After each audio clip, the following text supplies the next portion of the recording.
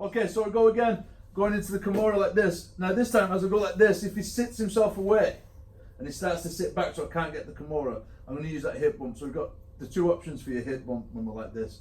So we're pulling him in, and I go to the kimura like this, and then if he starts to pull away like this, I'm not finished it off. Watch your leg there, Dex. I'm going to land on you. From that, as we've got this, I'm still pitching that in, but I can post and I can post, and I'm going to push up to sweep him over. And then I've already got this kimura, so I'm going to take it here, step yourself off, and use that right knee to his hip, left knee under the armpit, and then you get a really tight kimura. You okay, lad? Yeah. So we go. Same again.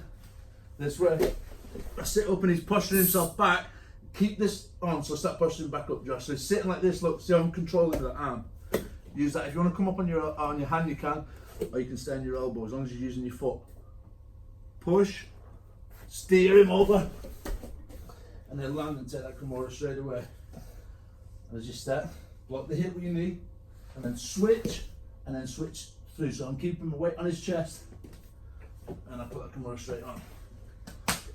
One more time.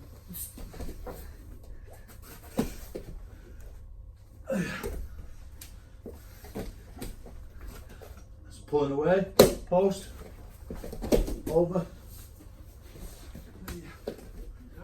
And this time, as we pull them in, it can either be, if you wanted to, you can go straight into your hip bump from here.